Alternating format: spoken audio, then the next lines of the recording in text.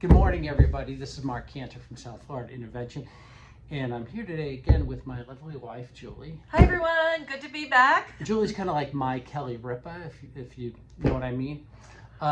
So this morning I want to talk about something that transpired, something that is very important. It's a message that I've put out before, but I think it's really important to repeat, and that message is that time is of the essence.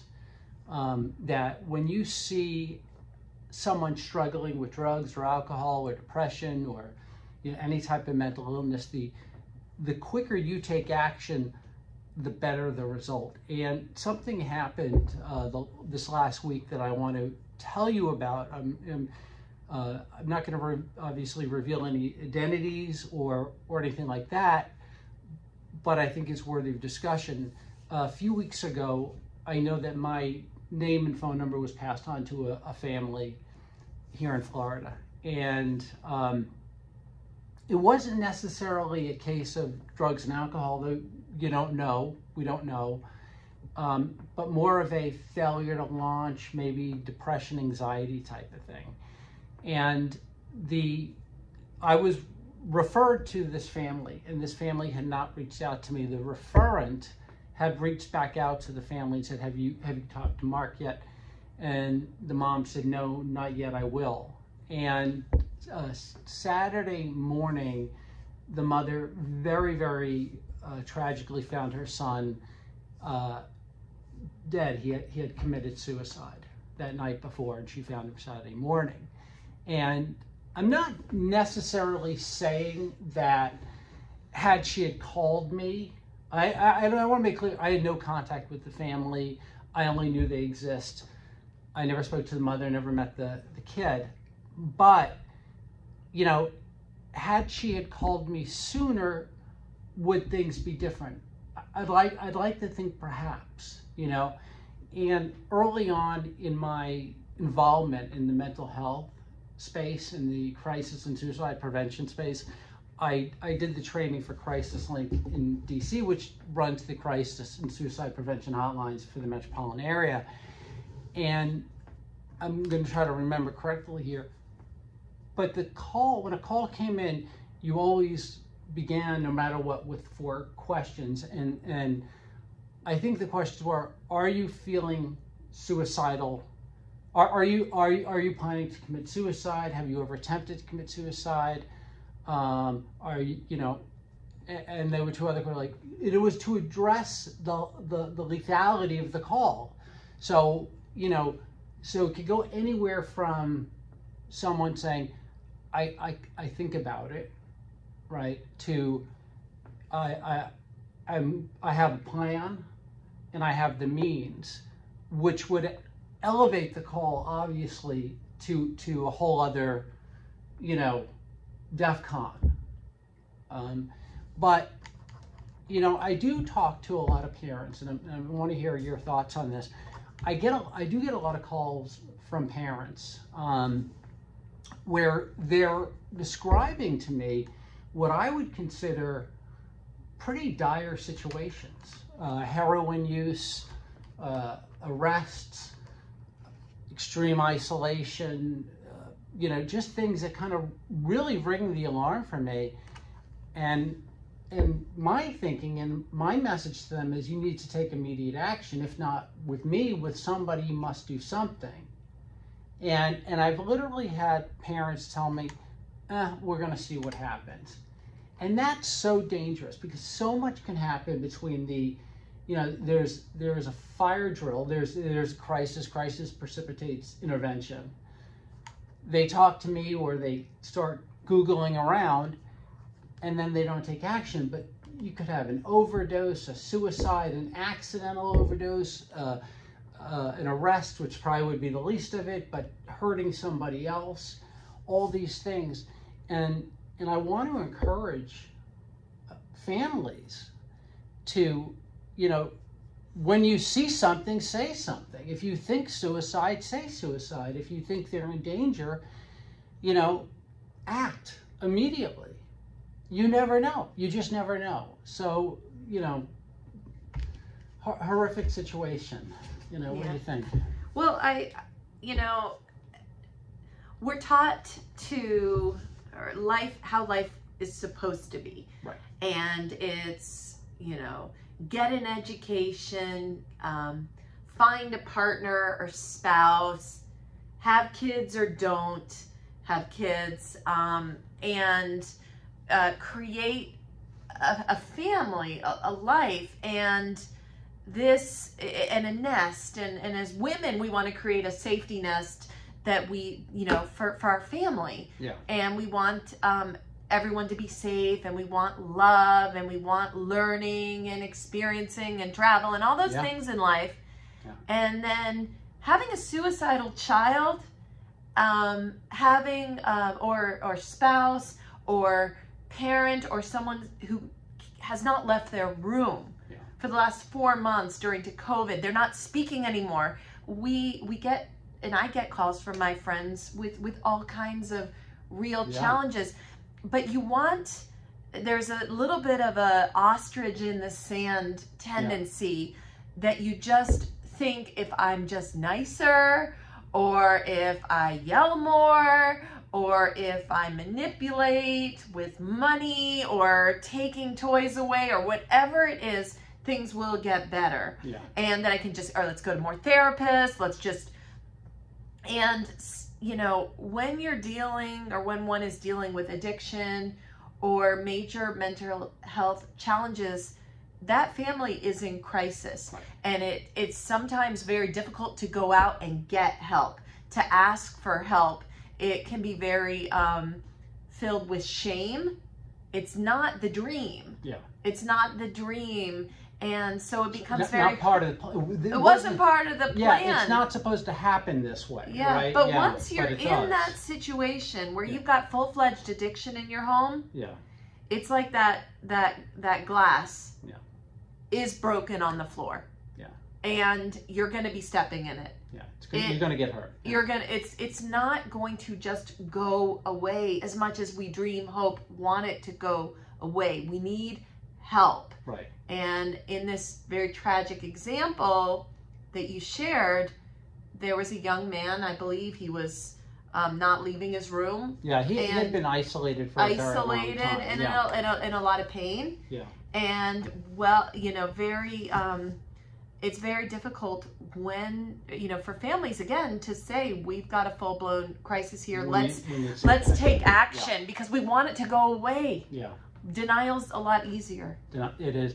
But, and there is something... And I'm so sorry for their loss. It's a horrific loss, and there's absolutely nothing that can be done at this point except use this young man's story as a cautionary tale that will hopefully make other parents say, holy shit. Take action before it gets too late. So there was a particular thing about this case that I want to mention because it's significant. So the referent showed me this person's picture on Instagram, but it was a screenshot. And apparently this individual had shut down their social media a couple weeks earlier. And that's a huge red flag. I mean, I think that is the current generation's equivalent of giving things away. Right. And tidying up loose ends, or it's such a major flag. And if you see that, you have to ask. You have to put yourself in the uncomfortable position of asking your son or daughter, are you thinking about hurting yourself? Yeah. Are you thinking about killing yourself? And it's hard to ask because as a parent, this is not part of the plan, but it's necessary. And and I just wanted to put that out there because I do see people contemplating, and I know that, look, having an intervention or sending someone to get help for their it's an undertaking. I won't lie to you. I tell families it is a physical, emotional, and financial undertaking, right? And I talked to a mom just the other day who is, been through the ringer with a, with a young woman, and she is emotionally, physically, financially just exhausted. Yeah. Yeah. There's I think we need to factor in that before COVID, America was facing, and there were some studies out of UCLA, a major loneliness epidemic. Like 64% of Americans, if I recall, before COVID felt they did not have someone they could go and really talk to. Yeah. And so this loneliness epidemic, at least, a lot of people went into the office. They had the water cooler conversations, or children, they were in school, and or getting together, or having people walk into their homes and neighbors. Yeah, but it's a major issue, connection. so much so 2 weeks ago, Japan just announced a minister of loneliness, and several other countries also appointed a cabinet level minister of loneliness well before COVID. Yeah. But the toll that this is taking on mental health, and remember the correlation between mental health and addiction, which you taught me, is a lot of times when you have a mental health challenge, if you have a mental health disorder, you are going to self-medicate with drugs and alcohol. They're correlated. You are seeking to solve that problem. Yes. Through drugs and alcohol. Yes. And then you get caught in that spiral. Yeah. But we've been in our homes, isolated for too long, and so while we, a lot of, it's harder for families because families are trying to provide, and their kids. I mean, we have a teenager. They're in their rooms taking classes under their, sitting in bed all day. Yeah, on their iPhone, which is complete nonsense. And it's just a recipe. They're not for seeing loneliness. their friends. Yeah. And we might not be enough because we're not giving them. I mean, they have the outlets on social media, but those outlets sometimes don't give you a feeling of human connection. And for one young man that we both know, his going into treatment, we've been trying to encourage his mom. It's a teenager. We've been trying to encourage the mother to put her son into treatment so he will have social interactions with other people in treatment, because he's way too isolated, and we're worried about him. Yeah. And that's the thing about treatment too, is when you're in treatment, you take actions that you're not going to take on your own. Everybody's doing it, so you do it. You have this forced interaction, but also you get to see your behavior in other people, and that is very revealing. Our daughter, fortunately, works at a busy mall, at a busy store where there are a lot of young people. And I think luckily, thank God, she's getting those personal connections there. She is having personal interactions. But I can tell you, prior to COVID, there was a study that was released that talked about how the opioid epidemic and suicide and mental illness and addiction had lowered the average age of longevity of an American. I think it was like by a year. Yeah. It actually had erased all the gains that were made through science and better treatment of diseases and everything. This is before COVID, but it literally has erased all those gains. It's put us back on, back behind where we were. So I think one other thing that's important for families is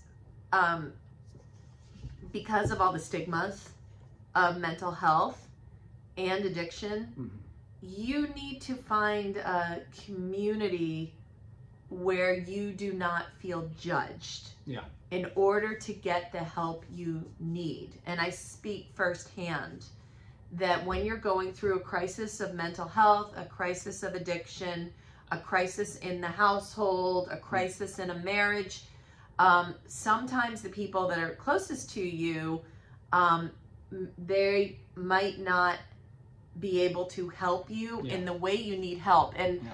often finding other people that have experienced something similar Yeah. and come out on the other end, whether it's addiction or, you know, a child being suicidal, a child cutting themselves, Yeah. or doing other, or you know, or more. Yeah. Finding or bankruptcy or infidelity or any of these these traumas. shaming Yeah. traumas. Yeah. That there are places to go where you can get and build community. When I was going through a crisis, I'll just share. I was walking home and from work, and I said, you know, I think I'm going to go home, curl up in a ball, and go lie in bed. And I said to me, Julie, why don't you go to an Al-Anon meeting? Yeah. A meeting for families dealing with addiction. Yeah. And I went to the meeting and I shared what was going on, and I had like 8 people come up to me saying they had gone through pretty much the same thing. Yeah. They were kind of laughing and Yeah. sharing with me, you know, a lot of empathy. They said, you will get through this, or here's how we handled it, and help me problem solve. And I was not alone. Yeah, and that's key. And I wasn't home curled up, sad and depressed and ashamed. I actually went to the land of the living where other people had dealt with similar things, wanted to help me, and were not judgmental. Yeah. And I couldn't get that same level of help because if people were not in my shoes, they might not have understood my situation, and could be well-meaning, but might not actually relate. And I was feeling a lot of judgment. But going to an Al-Anon meeting, there were 10 people who were really supportive. It was helpful. I remember the first time I had that experience myself when I was in treatment, and I've talked about this a number of times, the day I ran away, but that night I got back and I went to what they called the newcomers meeting. There were 4 or 5 people in it, and I had shared for the first time very, very honestly and openly what I had done, how I felt, what I was going through. And it was the first time I saw people going like, you know, kind of, yeah, you know, identifying with what I was saying. And then when I was done sharing, you know, everyone in the room shared with me that they shared that they too had been contemplating running away and getting the hell out of there, and knew it was my first experience in a 12-step meeting where people, I knew I was not alone. People understood how I felt. It wasn't people that were better than me or worse than me telling me that you're an asshole, this is what you need to do. It was just people saying in their own way, I'm broken too, and I know how you feel. And that is so empowering. I mean, that is just, you know, a whole other level. But it's hard to get to a meeting. I want to admit, you know, I've got a couple of years of sobriety myself, and you know, I was just texting with a friend yesterday about going to an OA meeting or an FA meeting, and she said, yeah, I'm sharing at a meeting tonight at 7 o'clock, and I really need a meeting, and I'm an experienced meeting going, or I'm just like, oh man, 7 o'clock, I don't, you know, that's like, that's kind of like, you know, I want to meet and dinner, but taking that first step, but it's very rewarding. It's like getting yourself to the gym. You don't want to go, and it's cold and it's hard, but you get there and you're always glad you did. So yeah. Absolutely. And you know, I think, you know, it's harder with COVID for people that are in to get to those meetings. And you know, what do you recommend for them? Because right now a lot of people can't get out. Yeah. All over the globe, they cannot get out. They cannot go to a meeting. Yeah. They can't be in that presence with other people. Yeah. What do you recommend for them? Yeah, it's hard. I think it's a real challenge. I think it's unprecedented in terms of recovery. I mean, since 1935, it's always been the case. You can walk into a church basement, into a meeting, you know, and have a cup of bad coffee and be greeted, and some stale cookies and be greeted in your home. That's not the case anymore. Florida has some open meetings, but Florida is a lot more open than, I guess, everywhere. I don't know. Yeah. And you know, certainly New York and DC, I don't think that they're having in-person meetings, but there are online meetings, which is not the same. It's better than nothing, but it's not the same.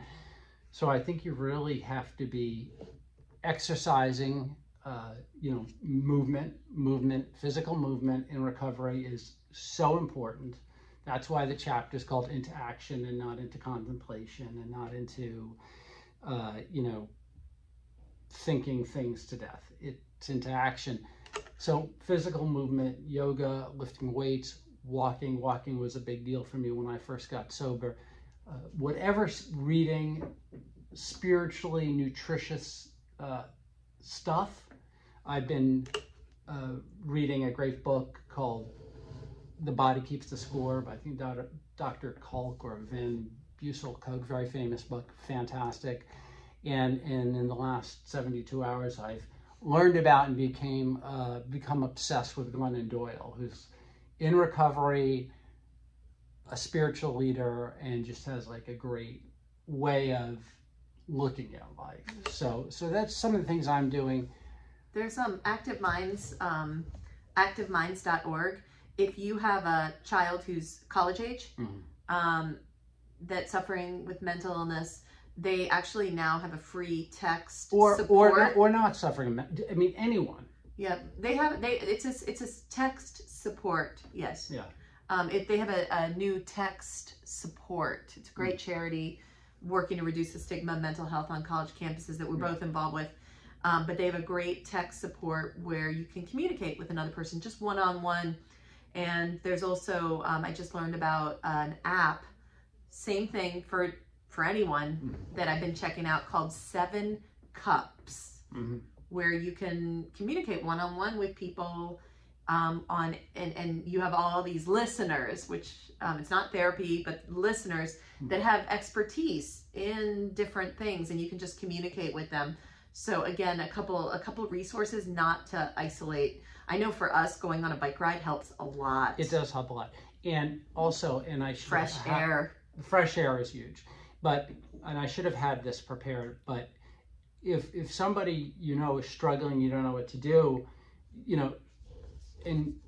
call 911, call the Suicide Prevention Hotline, and I'll link it.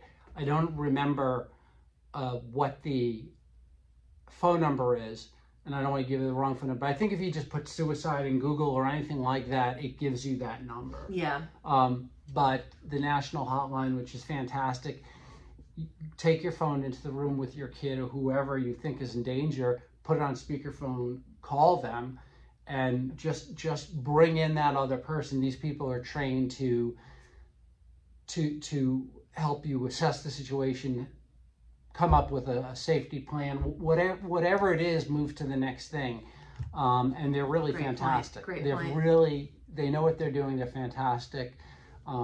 They're people, they're there because they want to be there, they want to help. So anyway, this has been great. Thank you very much for doing another video with me. I've got a lot of great feedback about the videos you do with me. So, well, if you're going through a struggle, we wish you a lot of luck. And I think, Mark, also, I just want to mention you are starting a group for parents on Sunday nights. Yeah, so starting this Sunday night at 6 p.m. East Coast time, I'm starting a support group for parents of addiction, parents with kids that are not in recovery, have no time, have more time, whatever the case may. And anybody is welcome, any family member. How do they reach you? How do they find out about how to attend these Sunday sessions? Social media is great, or call them, text me 202-390-2273, or email me, Mark, M-A-R-C, @southfloridaintervention.com, and I'll get you the information. It's on Zoom. I think it'll be good. I'm anxious to see what happens this week. I think this first week's going to be pretty casual, but the goal is to get, some weeks I'll have other families share their experience, strength, and hope, and then some weeks I'm going to ask family therapists and professionals in the field to come in and do 15 minutes, and then creating a community for families. Yeah, that's great. Absolutely. So anyway, thanks for doing this, and talk to you. We'll do it again soon. So stay safe, everybody. Thank you. Thanks Bye. for watching. Bye-bye.